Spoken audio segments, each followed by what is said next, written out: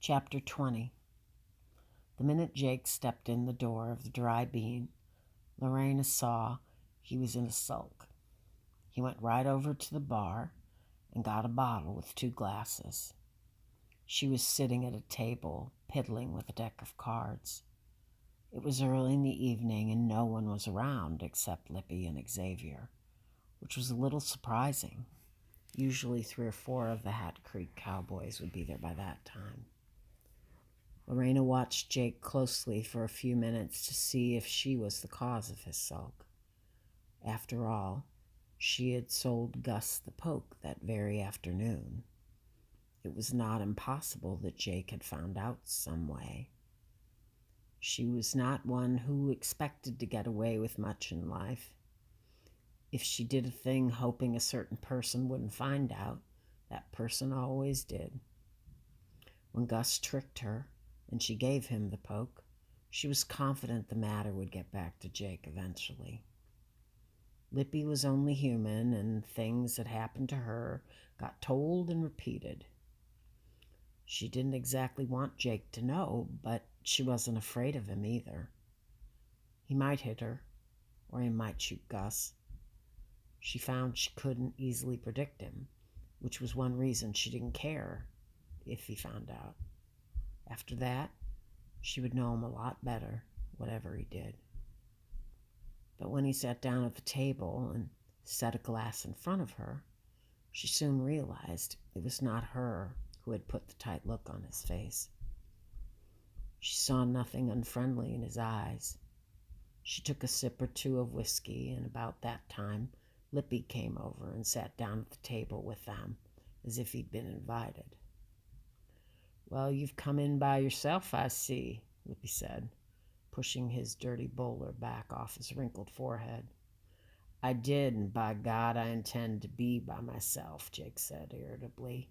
He got up and, without another word, took his bottle and glass and headed for the stairs. It put her out of sorts with Lippy, for it was still hot in her room, and she would rather have stayed in the saloon, where there was at least a breath of air and a breeze. But with Jake so out of sorts, there was nothing to do but go upstairs. She gave Lippy a cool look as she got up, which surprised him, so it made his lip drop. "Why are you looking at me that way? I never told on you." Lorena didn't answer. A look was better than words where Lippy was concerned. Then, the very minute she got in the room, Jake decided he wanted a poke, and in a hurry. He had drunk a half a glass of whiskey while he was climbing the stairs, and a big shot of whiskey nearly always made him want it. He was dusty as could be from a day with the cattle, and would usually have waited for a bath, or at least washed the grit off his face and hands in the wash basin. But this time he didn't wait. He even tried to kiss her with his hat on, which didn't work at all. His hat was as dusty as the rest of him. The dust got in her nose and made her sneeze. His haste was unusual. He was a prickly man, apt to complain if the sheets weren't clean enough to suit him. But this time he didn't seem to notice that dust was sifting out of his clothes onto the floor. When he opened his pants and pulled his shirt tail out, a little trickle of sand came with it. The night was stifling, and Jake was so sandy that by the time he got through there was so much dirt in the bed that they might as well have been wallowing around on the ground. There were little lines of mud on her belly where sweat had caked the dust. She didn't resent it particularly. It was better than smoke pots and mosquitoes. It was only when Jake sat up to reach for his whiskey bottle that he noticed the dust. "Darn, I'm sandy. I should have bathed in the river," he said. He sighed, poured himself a whiskey, and sat with his back against the wall, idly running a hand up and down her leg. Lorena waited, taking a sip or two of whiskey. Jake looked tired. Well, these boys, they are aggravating devils. Which boys? She asked. Carl and Gus. Just because I mentioned Montana to them, they expect me to help them drive them darn cattle up there. Lorena watched him. He looked out the window and wouldn't meet her eye. I'll be damned if I'll do it, he said. I ain't no darn cowpuncher. Cal just got it in his head to go, and for some reason, well, let him go. But she knew that bucking Gus and the captain was no easy thing for Jake. He looked at her finally, a sadness in his eyes, as if he was asking her to think of a way to help him. Then he grinned, his little smart, lazy grin. Gus thinks we ought to marry, he said. I'd rather go to San Francisco, Lorena said. Jake stroked her leg again. Well, we will. But don't Gus come up with some notions. He thinks I ought to bring you along on the drive. Then he looked at her again, as if trying to fathom what was in his thought and her thoughts. Lorena let him look. Tired as he was with his shirt open, there seemed nothing in the man to fear. It was hard to know what he himself feared. He was proud as a turkey cock around other men, irritable and quick to pass an insult. Sitting on her bed, with his clothes unbuttoned, he seemed anything but tough. What was old Gus up to all afternoon? He asked. He never got back till sundown. The same thing you was just up to, Lorraine said. Jake lifted his eyebrows, not really surprised. I knowed it, that scamp.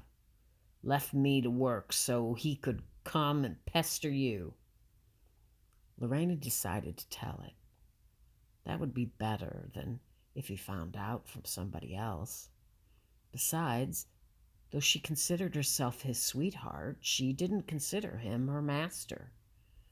He had not really mastered anything except poking, though he had improved her card game a little. Gus offered me $50, she said. Jake lifted his eyes again in his tired way, as if there was nothing he could possibly be told that would really surprise him. It angered her a little, his acting as if he knew everything in advance. He's a fool with his money, Jake said. I turned him down, Lorena said. I told him I was with you.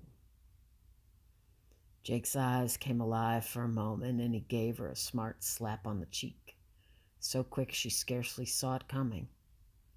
Though it stung her cheek, there was no real anger in it. It was nothing to some of the licks she had taken from Tinkersley. Jake hit her the once, as if that was the rule of the game that they were playing, and then the life went out. His eyes went again, and he looked at her with only a tired curiosity. I reckon he got his poke, he said. If he didn't, you can hit me a lick. We cut the cards for it, and he cheated. I can't prove it, but I know it. He gave me the $50 anyway. I ought to told you never to cut the cards with that old cud. Not unless you're ready for what he's ready for. He's the best card cheat I ever met. He don't cheat often, but when he does, you ain't gonna catch him. He wiped some of the mud off her belly. Now that you're rich, you can loan me 20, he said. Why should I? Lorena said. You didn't earn it, and you didn't stop it. Besides, he had money from his own card playing. If she knew anything, it was not to give a man money. That was nothing more than an invitation to get sold with their help. Jake looked amused. Keep it then. But if it had been any other man than Gus, I would have shot you. If you'd have known, she said, getting up. Jake stood looking out the window while she stripped the bed. He sipped his whiskey but didn't mention the trail again. Are you going with the herd? She asked. Ain't decided, he said. They'll be here till Monday. I plan to leave when you leave, she said. With the herd or not. Jake looked around. She was standing in her shift, a little red spot on one cheek where he had slapped her, a lick that made no impression on her at all. It seemed to him there was never much time with women. Before you could look at one twice, you were into an argument and they were telling you what was going to happen. You'd look a sight in a cow camp, he said. All them darn cowboys are in love with you anyway. I'd had to kill half of them before we got to the Red River if you go long. They won't bother me, she said. Gus is the only one with the guts to try it. Jake chuckled. Yes, if he wanted to cut the cards twice a day, if he had you, he said. It seemed to him harder, as he got older, to find a simple way of life. On the one hand, there were his friends who expected something of him. On the other, there was Laurie, who expected something else. He himself had no fixed idea about what to do, though he thought it would be pleasant to live in a warm town where he could find a card game. Having a pretty woman to stay with made life happier, of course, but not if it meant having to take the woman to San Francisco. Of course he could run. He wasn't chained to the bedpost or to the friends either. There was Mexico, right out of the window. But what would that get him? Mexico was even more violent than Texas. Mexicans were always hanging Texans to make up for all the Mexicans Texans hung. If hanging was all he had to look forward to, he'd rather take his in Arkansas. Laurie was watching him with a strange heat in her eyes. It wasn't because he had slapped her either. He felt she was reading his mind. Somehow most women could read his mind. He had only really outmaneuvered one, a little redhead whore in Cheyenne, who was all heart and no brain. Lorena wasn't going to be fooled. Her look put him on the defensive. Most men would have beat her black and blue for what she had done that afternoon, and yet she hadn't even made an attempt to conceal it. She played by her own rules. It struck him that she might be the one to kill the sheriff from Arkansas if it came to that. She wouldn't balk at it if he could keep her wanting him. You don't need to stand there looking out of sorts, he said. I won't run off without you. I ain't out of sorts, Lorena said. You are. You don't want to stay and you don't want to go. Jake looked at her mildly. I've been up that way, he said. It's rough. Why don't we go to San Antonio and gamble for a spell? Tinkersley took me there, Lorena said. I don't want to go back. You're a hard one to please, Jake said, getting a little testy suddenly. I ain't, Lorena said. You please me fine. I just want to go to San Francisco like you promised. Well, if you don't like San Antone, there's Austin or Fort Worth, Jake said. There's lots of nice towns that ain't as hard to get to as San Francisco. I don't care if it's hard, Lorena said. Let's just go. Jake sighed and offered her more of his whiskey. Lay back down, he said. I'll rub your back. I don't need my back rubbed, she said. Lori, we can't leave tonight. I was just offering to be friendly. She had not meant to press him so, but a decision had become important to her. She'd spent too many nights in the little hot room they were in. Taking the gritty sheets off the bed made her realize it. She had changed them many times because the men she lay under were as gritty as Jake had been. It was something that had repeated itself once too often.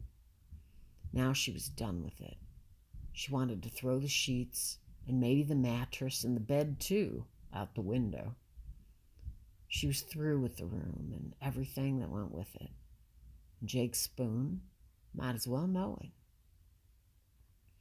Honey, you look like you've caught a fever, Jake said, not realizing it was a fever of impatience to be done with Lonesome Dove and everything in it.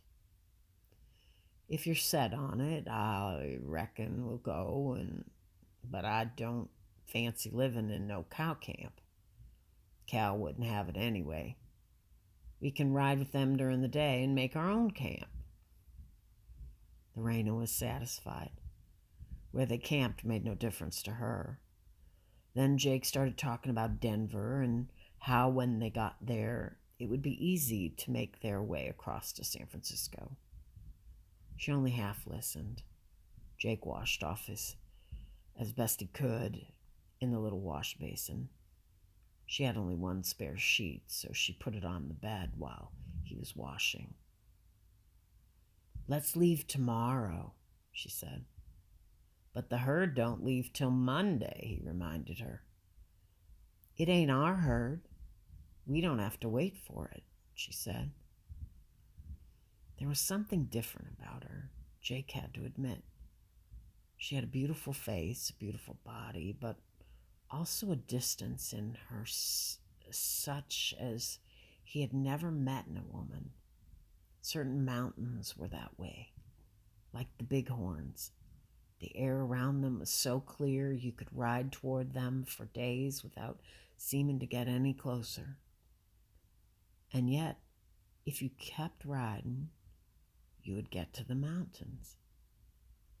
He was not so sure he would ever get to Lori. Even when she took him, there was a distance between them. And yet she would not let him leave. When they blew out the lamp, a shaft of moonlight came in the window and cut across their bellies. Lori let him rub her back, since he enjoyed doing it. She was not sleepy. In her mind, she had already left Lonesome Dove. She was simply waiting for the night to end so they could really leave. Jake got tired of the back rub and tried to roll her over for another poke, but she wouldn't have it.